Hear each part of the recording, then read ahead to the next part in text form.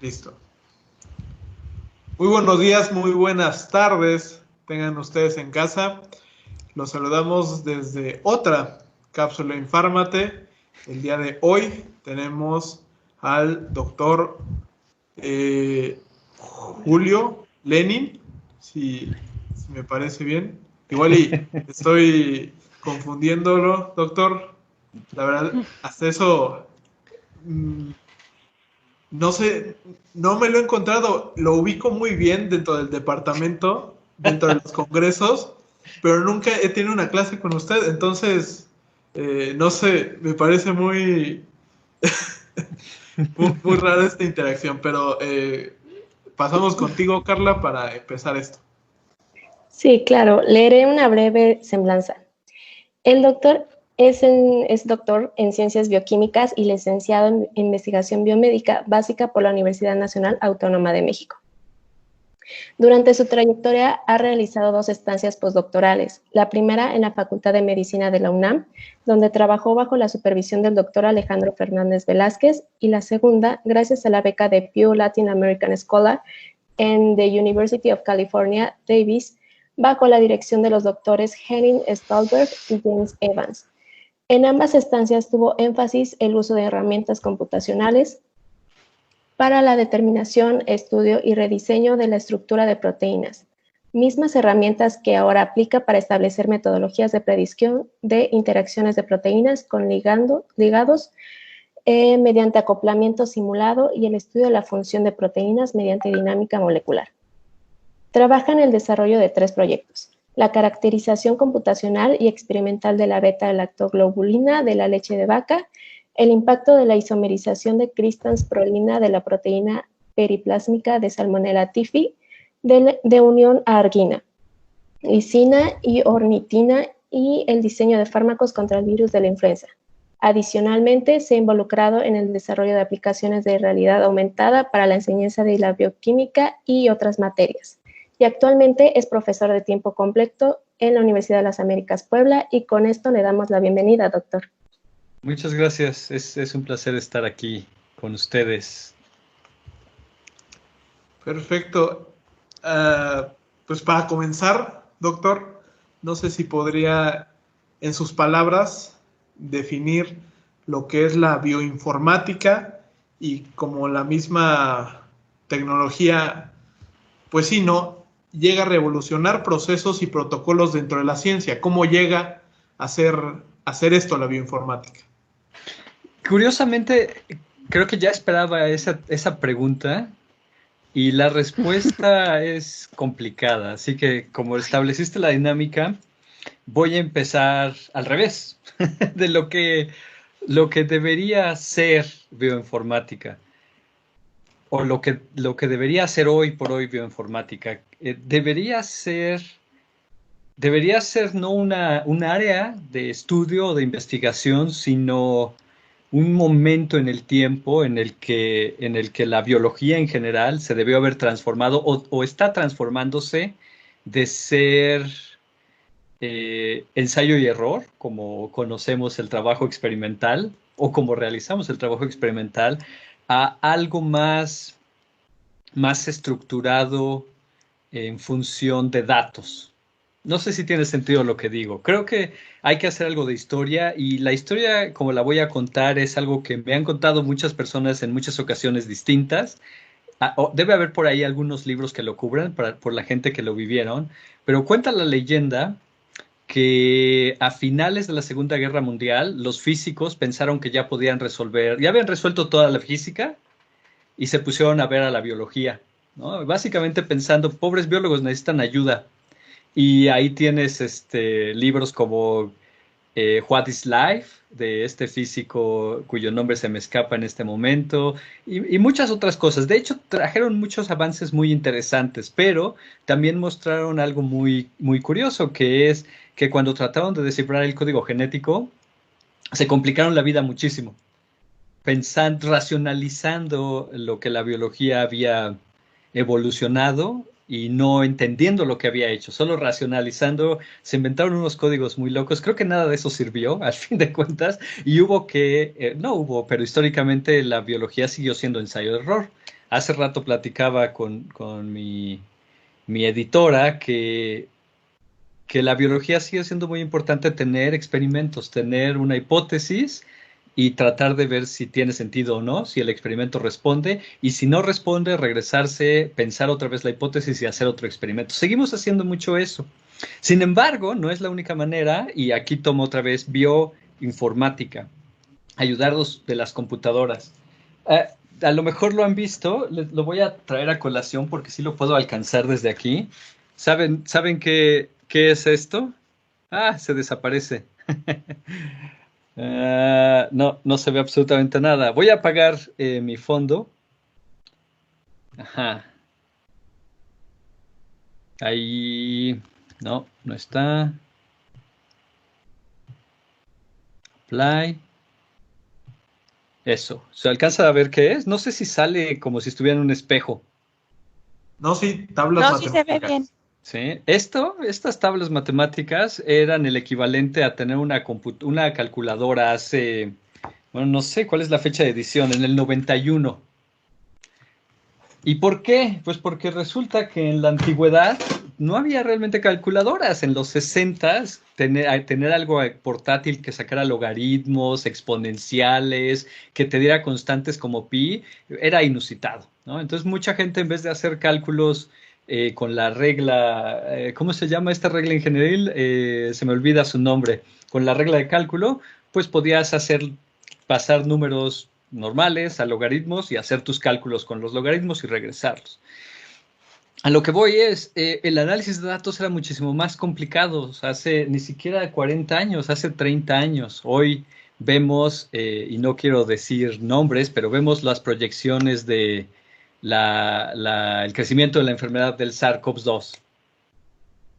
Pues todo el mundo hace tablas de semilogs o pinta rayitas aquí y allá, y a mí a veces me da pena que falta el análisis de una gráfica como debería ser, análisis no lineal, integrales, diferenciales, matemáticas que todos empezamos a ver en la prepa, pero que parecería que no sabemos aplicar, cuando mucho de la biología tiene aplicaciones directas de esto. Entonces, ¿qué es la bioinformática para mí? Para mí la bioinformática debería ser una fecha en la que el uso de computadoras hasta los celulares se vuelve tan extendido que deberíamos de poder analizar de maneras complejas cualquier cantidad de datos a cualquier escala de la biología. No solo células, no solo bioquímica, sino organismos, farmacología, poblaciones. No sé, no lo puedo hacer más sintético que eso. Y justo en el curso que estoy llevando, colocan mucho a la tecnología como un parteaguas. No sé si le suene el proyecto del genoma humano, en donde literalmente estimaban que se tardarían años y años en poder, pues sí, ¿no? Tener a la mano el genoma humano y pues a partir de ahí considerar diferentes aplicaciones y todo esto. ¿Qué pasó? La introducción de la nueva tecnología, de las computadoras, de la ciencia misma informática, aceleró el proceso increíblemente. Entonces, ese creo es uno de los ejemplos que más se me viene a la mente cuando pienso en informática. Ahora, en la historia. Y ahorita nos podrá ilustrar con estas interacciones de proteínas 3D, con su ligando, uniones, todo lo complejo. Y pues con esto pasamos a la siguiente pregunta ¿qué es lo que lo introdujo en el campo? ¿Cuál fue esa pregunta que lo llevó pues sí, ¿no? A llegar a estudiar esto? No fue una pregunta, como pregunta.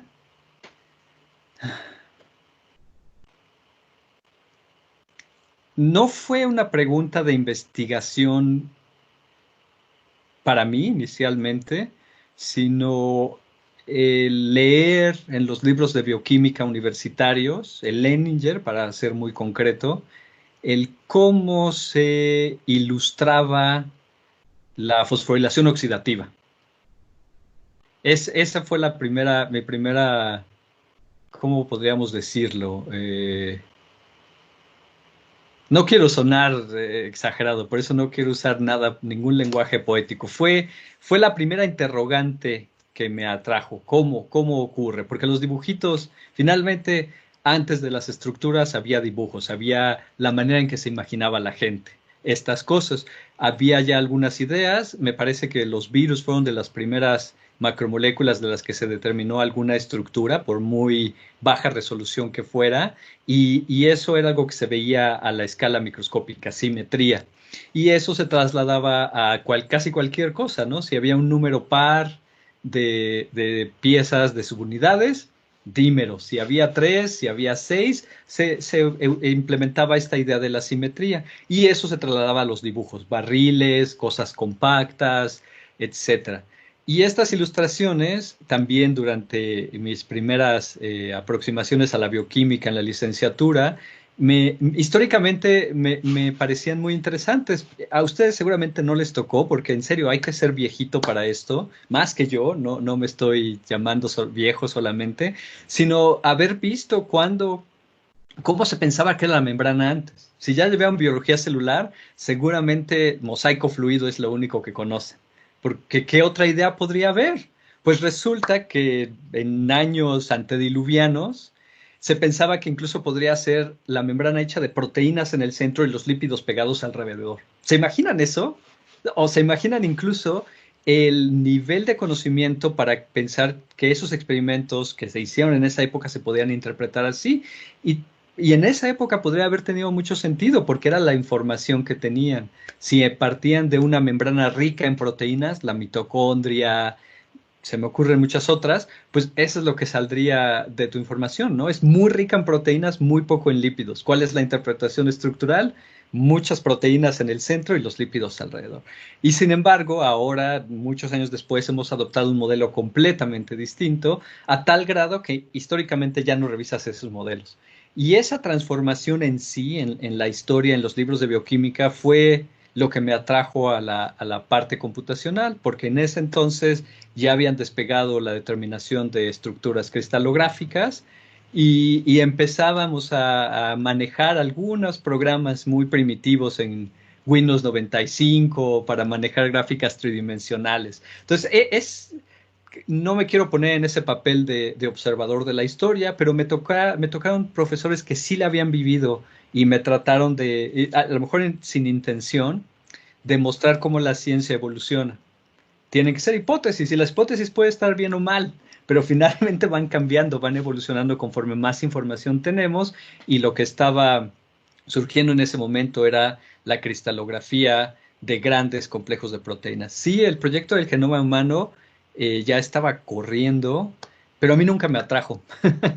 Y la razón principal por la que no me atrajo es que no tenía en ese momento académico, una idea de lo que significaba el genoma como repositorio de la información y además en su papel celular dinámico pues dentro del dogma de la biología molecular, ¿no? No es solo un libro, sino es un libro que se tiene que leer en momentos muy precisos, en condiciones muy específicas, que se tiene que copiar para que se reproduzca una célula. En fin, yo no lo veía como algo tan dinámico como deberíamos verlo todos. Así que ese sería para mí el momento.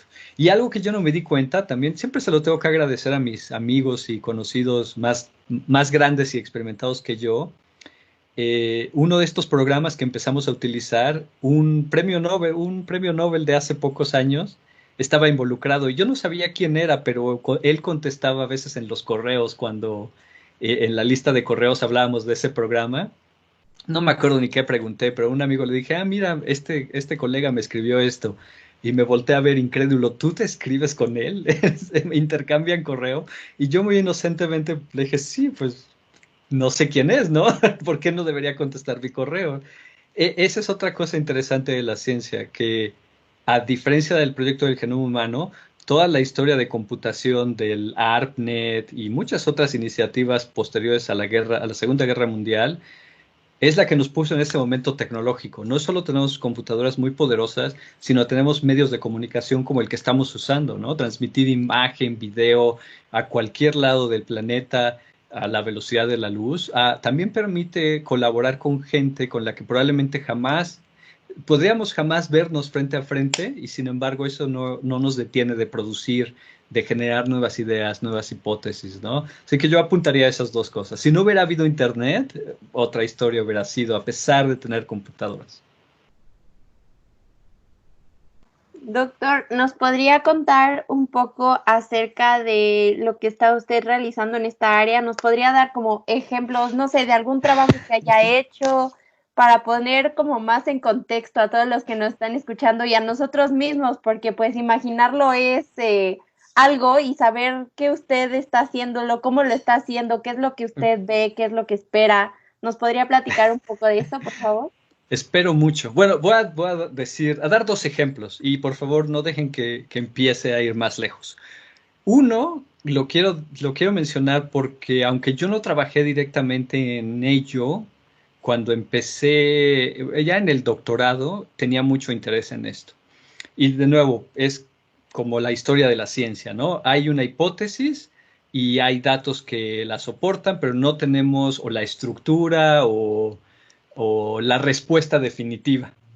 Y a veces pues, la mitad de mi vida se ha ido. No, yo no estaba trabajando en eso, insisto, pero se me fue la mitad de la vida viendo qué hipótesis sea la correcta, solo como observador.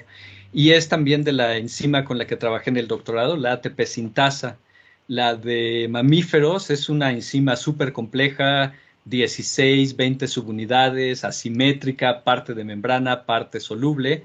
Y durante muchos años, muchos estuvimos casados con la idea de que una parte fundamental, el equivalente al motor en la enzima, estaba hecho de de alfas hélices.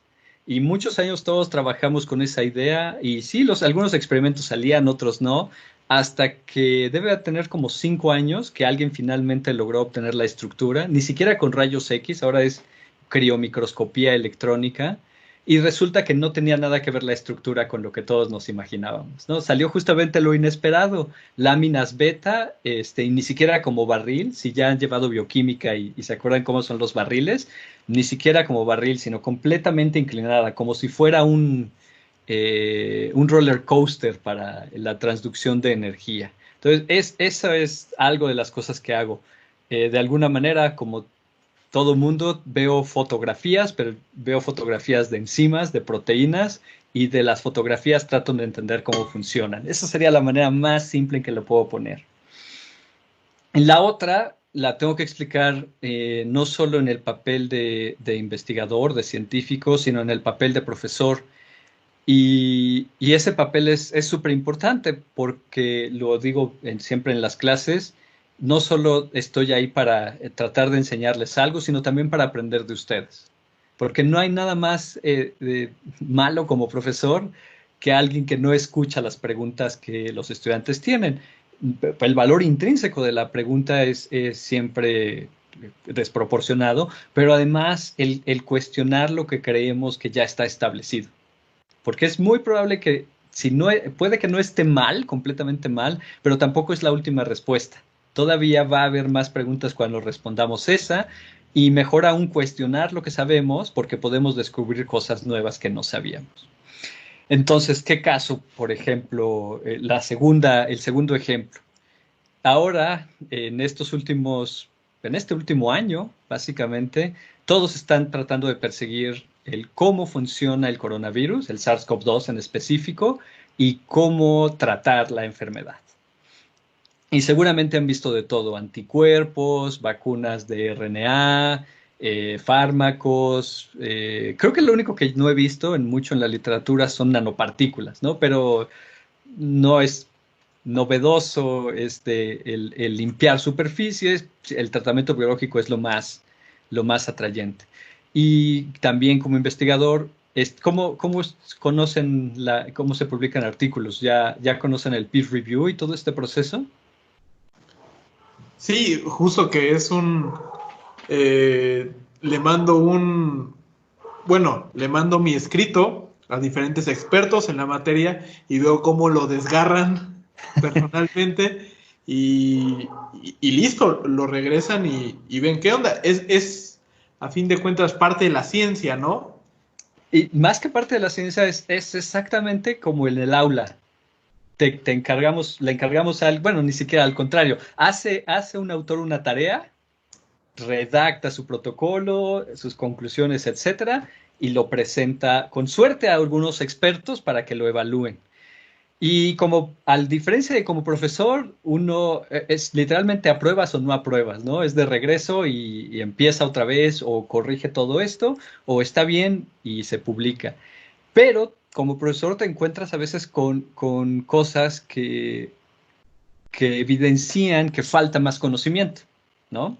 Y no digo que sean malos artículos, malos autores, al contrario, están haciendo las preguntas correctas, pero también no siempre alguien se puede saltar materias, ¿no? Si les pido que hagan una propuesta de epidemiología y no han llevado nada, ni siquiera parasitología, no tienen idea, pues no puedo esperar que hagan el mejor trabajo posible. Les van a faltar algunos conocimientos fundamentales, básicos, y me ha pasado eso, que la gente se ha saltado elementos fundamentales de la informática, sea bio o no. Y uno de los elementos fundamentales de la bioinformática es que la calidad de la información siempre tiene que estar en cuestión. Y esto va a ser muy difícil ilustrar. Las cristalografías de proteínas. Es muy padre, es completamente fundamentada en un análisis matemático con transformadas de Fourier y en esencia debería ser pues algo perfecto, excepto que los cristales de proteínas son imperfectos y muchas veces pues no se resuelven por completo y además hay un pequeño detalle que hace muy difícil la cristalografía y es que los rayos X no se pueden enfocar con una lente, ¿sale? Entonces, reconstruir del espacio de Fourier una imagen normal, de espacio real como nosotros la conocemos, requiere información extra, la llamada información de fase, o tener algo que se le parezca. El primero es la manera ideal, pero es difícil, y la segunda acarrea otro problema, que es cuando uno copia las fases de otra estructura, se hereda también información y contribuye al error. Este ha sido un problema en cristalografía, hay maneras de ameliorarlo, de disminuirlo, pero pues siempre ¿cómo decirlo? Hay incertidumbre de las coordenadas. Y esta incertidumbre yo creo que es muy saludable en la ciencia. Dudar un poco de lo que estás usando como materia prima y revisarlo. Con el coronavirus, para ser concretos, la espiga, esta proteína enorme de membrana, que es la que se ancla a las células en la infección, no ha sido resuelta con rayos X, ha sido resuelta con microscopía electrónica, que tiene también sus dificultades. En general, hasta la fecha todavía se le considera de baja resolución, lo cual ya ha cambiado, ya se alcanzan resoluciones de 2 Armstrongs, etcétera, pero también acarrean ciertos errores y a veces se puede interpretar mal la estructura, sobre todo si se utiliza de base una de rayos X que tiene errores. Entonces me tocó revisar un artículo, no voy a decir más de qué detalles, pero que justamente había usado las estructuras con errores. Entonces desde ese principio tuve que escribirles y decirles, ¿saben qué? Pues ni siquiera lo puedo revisar porque sé que tiene estos errores en la estructura. Entonces, todo lo que hicieron después está acarreando esos errores y por muy bello, técnicamente muy interesante el trabajo, pues usó el material incorrecto. Y ese es el segundo ejemplo de la bioinformática. La bioinformática es reaprender todo lo que hacemos en la biología, y hablo en general, o en la química, de tener materiales puros, materiales limpios, no contaminar tus muestras. Ahora se traduce en, bueno, hay que revisar estas estructuras, hay que revisar estos algoritmos. En esencia, tiene que transformar o va a transformar a nosotros los biólogos en una mezcla interdisciplinaria de ingeniería de la computación, biología y además cualquier otra de la especialidad que tengamos. Y aquí siempre hago ese énfasis en biología porque ninguno de nosotros ahora puede darse el lujo de especializarse solo en DNA, solo en lípidos, solo en proteínas. Hay que tener al menos una idea general de la célula, de los órganos, de los organismos, de la ecología, para que un experimento que hagas para tratar de detener al coronavirus tenga sentido más allá del tubo de ensayo, tenga sentido celular, tenga sentido, vaya, que pueda ser, incluso que pueda llegar a ser un fármaco lo que estás haciendo, involucra que pueda ser tomado oralmente. Y no podemos ignorar nada de eso, sea la disciplina que estudiamos. Entonces, no sé si tiene sentido esta ejemplificación que estoy dando. No, sí, creo que nos quedamos encasillados en los dos ejemplos, como el primero siendo la búsqueda de estructuras a partir de diferentes técnicas. Y como mencionaba, estas técnicas acarrean error. Y lo más importante de eso son los datos, en los que la base en la que vas a hacer tu modelo, esa base es la parte más importante de, pues sí, no un estudio que basado en bioinformática. Eso es lo que... O sabes, creo que podría sintetizar el segundo de esta manera, y creo que tiene más sentido. Para cualquier hipótesis bioinformática, siempre vas a tener dos cosas que comparar: tu modelo y los datos. Y ambos pueden estar mal, ¿no? Si tu modelo y los datos no casan, hay que mirarlos a los dos otra vez con cuidado. A lo mejor tienes datos incompletos o están mal capturados, o no muestraste lo suficiente. Eso es algo que parecería ridículo, pero yo que a veces tengo que hacer experimentos computacionales donde tengo literalmente millones de datos, a pesar de tener millones de datos, por cuestiones específicas de los métodos de simulación, puede ser insuficiente muestreo. Y si eso no se ajusta a mi modelo, pues no quiere decir nada más que eso. No he muestrado suficiente información para que se represente el modelo. O el modelo puede estar completamente incorrecto, y siempre la ciencia va a tener que ser, y esto me regresa al primer ejemplo, el juego de asegurarse de tener los mejores datos para que mi modelo tenga sentido cuando lo ajusto con esos datos, ¿no? Siempre va a haber esa plática entre el dato y modelo. ¿Qué me falta? ¿Qué me sobra? ¿Está bien? ¿Está mal? ¿Cuál es el error experimental? ¿Cuál es la diferencia de las predicciones?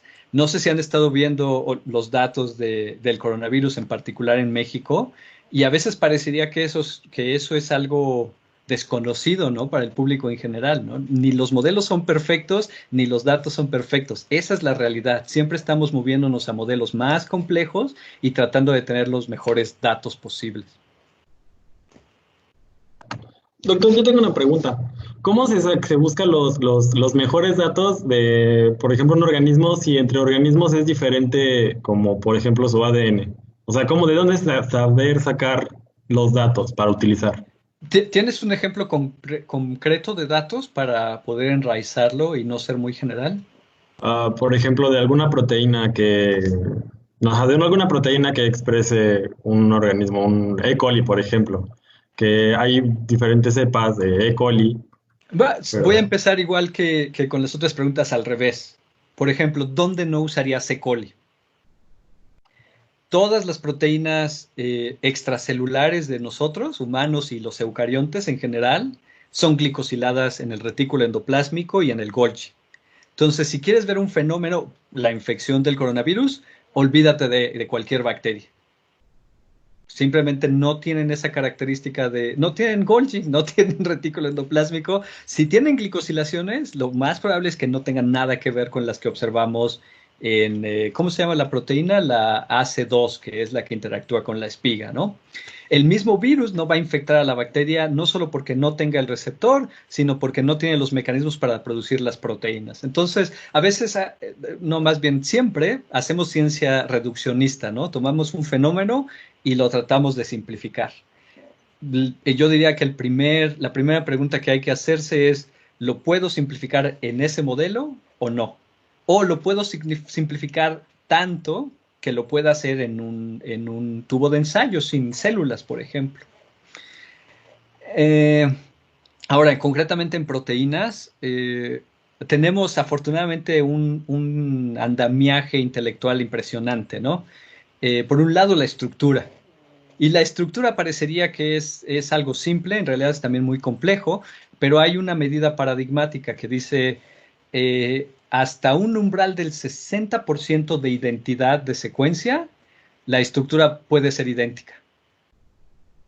Entonces ahí esa es una manera de decir, bueno, mientras se parezca 70%, puedo agarrar la que sea. En principio, ¿no? Muy generalmente.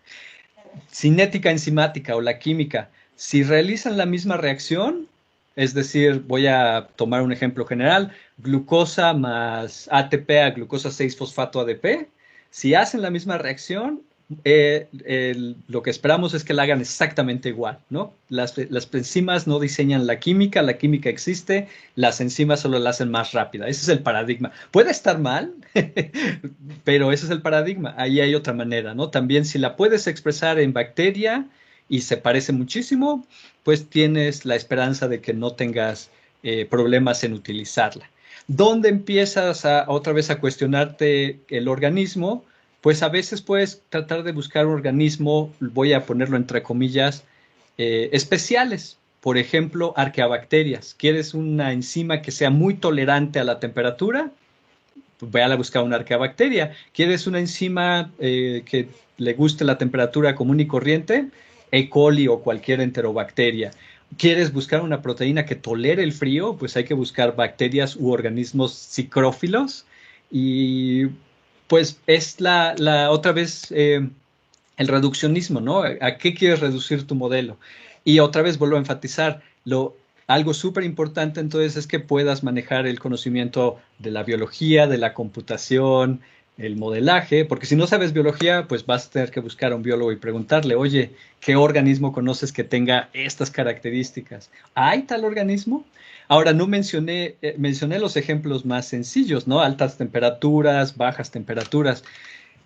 Y seguramente lo conocen, existen organismos que toleran muy altas presiones, mientras que podemos literalmente hervir agua para crecer hipertermófilos o ponerles mucha sal o congelarlo. Crecer microorganismos a altas presiones es súper complicado y se puede hacer, pero no es trivial. Lo siento, Siri a veces confunde algo de lo que digo por preguntas. Y, y entonces a veces la limitación es, ok, necesito una bacteria que resiste la alta presión y alta temperatura, pero solo puedo obtener 1000 bacterias cada semana, ¿no? Porque las tengo que crecer en estas. ¿Han visto las columnas de HPLC? Es el tipo de columna donde se crecen este tipo de bacterias y los volúmenes son ridículamente pequeños. Estamos hablando de 10 mililitros. ¿Se imaginan cuántas bacterias pueden crecer allí? Pues a lo mejor si fueran E. coli, muchísimas, pero a altas presiones crecen muy poco, muy lento. Y entonces, pues si querías esa de modelo, pues vas para un estudio muy largo, ¿no? Juntar el material suficiente, etcétera. Entonces hay casos en los que no podemos usar el modelo que queremos. Vamos a ponerlo de otro lado y es para enfatizar que dentro de la multidisciplinaridad que creo que debemos aspirar, la ética. Cuando necesitas el modelo humano para curar una enfermedad, ¿qué haces? No hay un bioterio, hay al contrario montones de estipulaciones para reclutar para un ensayo clínico. Y desde luego no se puede olvidar el tiempo, ¿no? Van a ser realmente años de la vida de alguien dedicados a realizar el proceso del ensayo clínico y analizar los datos. Y la gente involucrada, los pacientes involucrados, pues están allí pues como en la lotería, ¿no? Con algo de suerte funciona el tratamiento y a veces no va a funcionar. Con la mejor de las suertes va a ser inocuo. Bueno, la intermedia, ¿no? La mejor de las suertes sería que funcionara el tratamiento, la intermedia inocuo y ha habido ensayos clínicos, los pueden ver, son públicos, donde ha fallecido alguno de los pacientes, ¿no? Y para bien o para mal, es el proceso que tenemos ahora para desarrollar fármacos y lo mejor que podemos hacer es siempre tener una ética muy, muy fuerte y centrada a la salud humana, ¿no? No solo al conocimiento por el conocimiento, sino el conocimiento por pues el beneficio del ser humano y del planeta en general.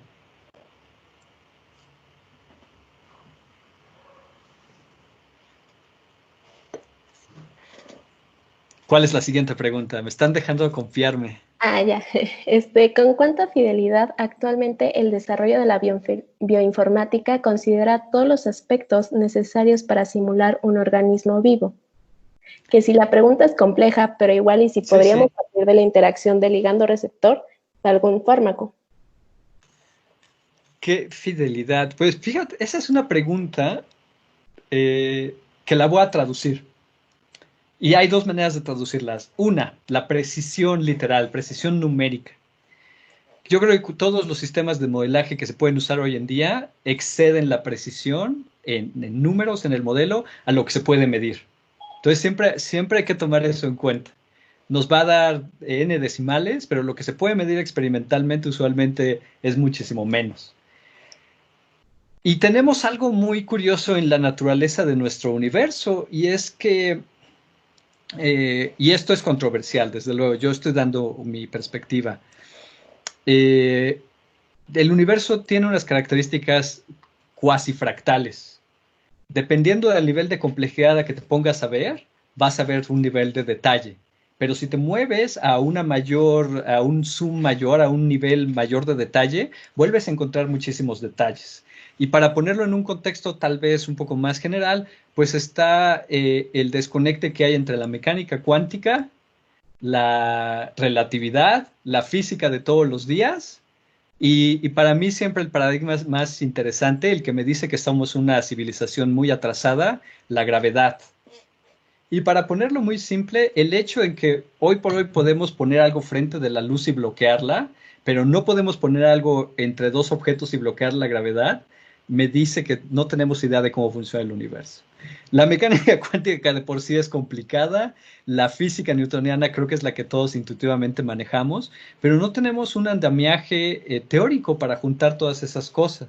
Entonces, no podemos esperar más en la biología. También tenemos, y lo pueden ver el del desarrollo de sus carreras, cómo educamos a nuestras siguientes generaciones. No tenemos un hilo o varios que deberían ser que una todas las materias, ¿no? Debería haber bioquímico, celular, biología molecular, porque todos esos procesos en la verdadera vida ocurren al mismo tiempo, ¿no? La célula básicamente solo se detiene para copiar el genoma, revisarlo y duplicarse. Pero todo el resto del tiempo, todos los procesos bioquímicos están ahí al mismo tiempo. Entonces creo que si nuestras limitaciones no están en la precisión, sino en el muestreo de esa fenomenología. Ya sea una sola proteína, muestrearla computacionalmente es súper difícil, no se diga todo un organismo. O una célula. Hay maneras, hay unos métodos que ahorita no recuerdo los nombres, basados en química muy fundamental, para modelar en las reacciones que ocurren en el metabolismo.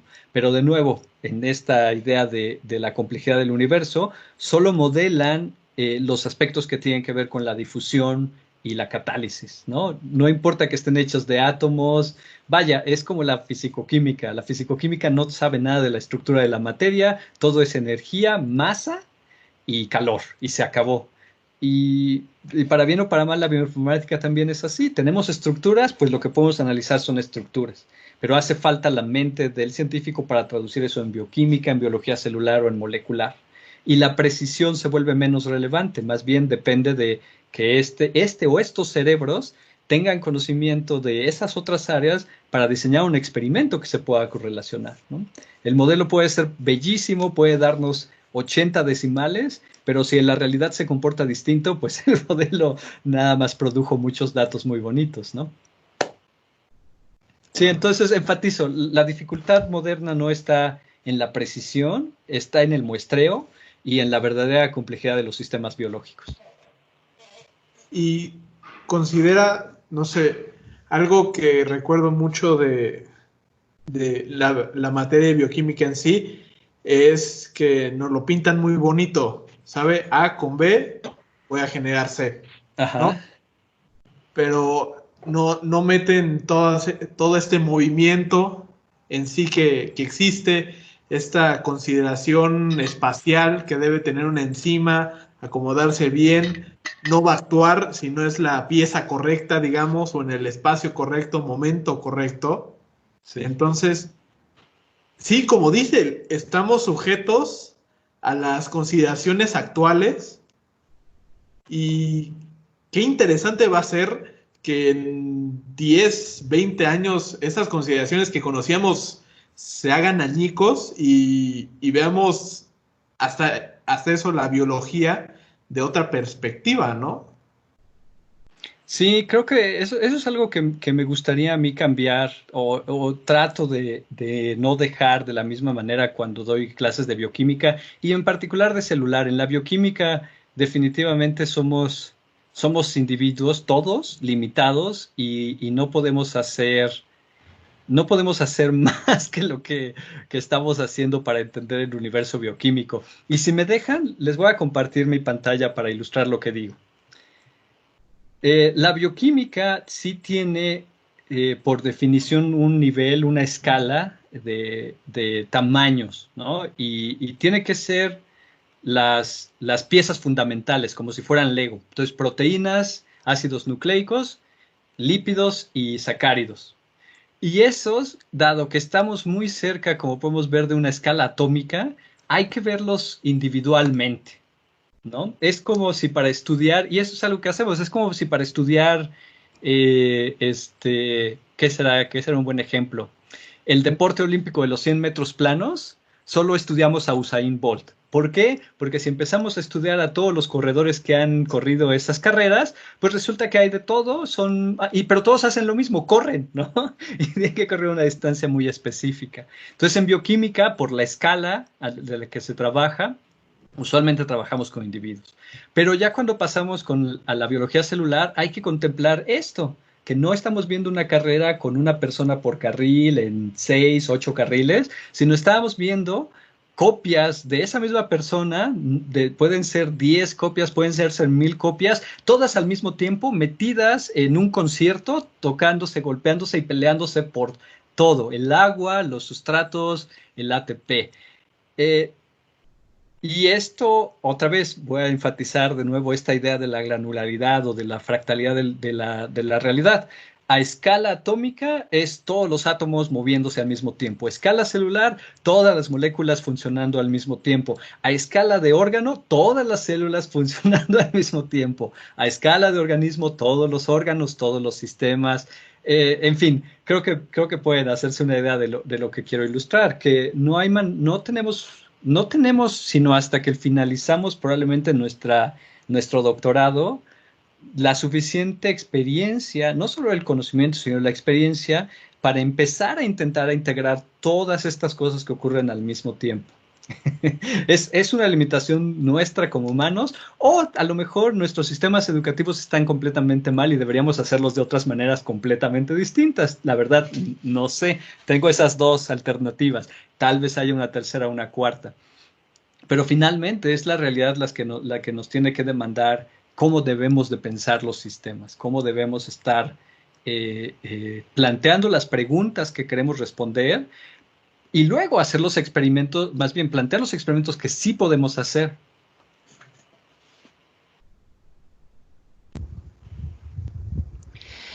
Bueno, muchas gracias, doctor. Por última pregunta, ¿sí me está escuchando? Porque mi internet está muy malo. Te oigo perfectamente. Bueno. Por última pregunta, pues sabemos que pues comúnmente asociamos el trabajo del científico con estar en laboratorio y pues dentro del laboratorio. ¿Qué tan cierto es que actualmente el científico puede pasar aún más tiempo detrás de la computadora en el análisis de datos? Es una muy buena pregunta y creo que depende mucho. Otra vez históricamente la cristalografía o la misma secuenciación. ¿Alguien les ha explicado cómo se secuenciaba antes de los esfuerzos de secuenciación masiva? No. Bueno, no importa. O sea, básicamente se tenía que hacer como de a 100 nucleótidos cada vez. Y eso podía ser más o menos un día de trabajo, el hacer el experimento y otro día sacando la secuencia, ¿no? Estoy pensando, pues sí, literalmente allá por el 2000, tal vez un poquito antes. Entonces, ¿qué velocidad le tenías que dedicar al experimento? Preparar tu gel, tu DNA, probablemente te tomara 3, 4 horas y leer la secuencia, pasarla a tu computadora otras 2, ¿no? Ahí estaba más o menos un buen balance experimental. Hoy lo mandas a una unidad de secuenciación y probablemente te regresen las 1000 bases. Si la tienes ahí al lado, literalmente en el lugar donde trabajas, en 1 hora, ¿no? Dependiendo de cuánto trabajo. Y ahora sí, a revisar el diagrama de la secuenciación y le vas a invertir más tiempo a eso, revisando que la secuenciación haya salido bien, comparando con bases de datos, interpretando tus resultados, que lo que te tomó, pues, clonar el gen que mandaste a secuenciar, ¿no? Va a depender así de muchas, de qué estás haciendo. En cristalografía antes, bueno, las primeras estructuras, la mioglobina y la mioglobina, hicieron los diagramas de la densidad electrónica a mano. Yo no me imagino tener que hacer eso hoy en día. Probablemente se tardaron dibujando en acetatos de la densidad electrónica días y días, y hoy en unos minutos lo podrías hacer. A veces incluso está automatizado en los sincrotrones que hacen la difracción. Entonces, ¿qué quiero poner en perspectiva? Cuando estás haciendo algo nuevo, ya sea porque no lo conoces o porque lo estás desarrollando, se va a invertir mucho más tiempo probando los modelos y analizando los resultados para ver si encajan con tu modelo, y en un futuro ya cuando se automatice va a ser instantáneo, ¿no? Hoy ustedes lo pueden ver con más claridad que yo. Hay servidores en la nube para lo que se les ocurra, ¿no? Ni siquiera para buscar la secuencia, sino para comparar una secuencia con bases de datos específicas de organismos, incluso de enfermedades, ¿no? Pero la primera vez que se hizo eso probablemente fue la maestría y el doctorado de alguien. Entonces va a cambiar mucho con el tiempo y con lo que estén intentando hacer, el dónde hay que dedicar más tiempo, ¿no? Si no hay un modelo experimental, quiero decir, una célula, un organismo, una patología, pues el trabajo computacional siempre va a quedar cojo, ¿no? Va a necesitar esa otra contraparte, y si no existe y ya tenemos modelos muy buenos, pues hay que dedicarle más tiempo al experimento que al modelo. Entonces no hay una respuesta única, va a depender de dónde estén parados pues en el tiempo y en el conocimiento. Pues, doctor, creo que tuvimos una plática energética muy, muy interesante, y de parte de todo Infármate le damos las gracias por haber estado aquí platicándonos acerca de, pues un poquito nada más, acerca de lo que hace normalmente. Es que no hay normalidad, déjame te digo eso, ¿no? Hablando del peer review, o sea, he estado revisando artículos y proyectos, incluso muchos de coronavirus, pero de vez en cuando se cuela el más a mis orígenes, por ejemplo, de antiparasitarios contra la leishmania y esas cosas. Entonces, también creo que eso valdría la pena enfatizar, lo que algo que todos podemos hacer, pero al bioinformático le toca mucho ahora esa labor, es integrar casi los mismos fundamentos de bioquímica a toda la fenomenología que se te ocurre, ¿no? Pueden ser virus, pueden ser parásitos eucariontes, pueden ser bacterias, proteínas, DNA. Finalmente, todos esos ámbitos de estudio convergen en los mismos fundamentos. Pues chicos, si no tienen otra pregunta que agregar, creo que vamos a dar por terminada esta cápsula Infármate de hoy. Sin más, recordarles que tenemos el buzón de dudas de medicamentos Infármate, en el que pueden registrar sus dudas acerca de medicamentos y dispositivos médicos, y nosotros podremos responderlas de la mejor manera posible. Y pues, después de esta propaganda, doctor, otra vez, muchas gracias por estar con nosotros. Es un placer. No sé cuántos años pasaron de la última vez que estuve en Infármate, otro equipo completamente distinto, así que siempre es un gusto verlos realizando este tipo de iniciativas, porque finalmente la comunicación dentro del aula es muy distinta y vale la pena llevarla a cabo fuera del aula en un contexto más informal, ¿no? Así que felicidades por el gran programa, síganlo haciendo. Muchas gracias, doctor. Gracias, Doc. Gracias. Gracias.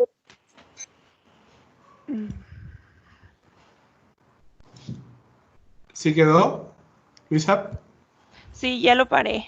¿Segura que sí lo grabaste? Si no,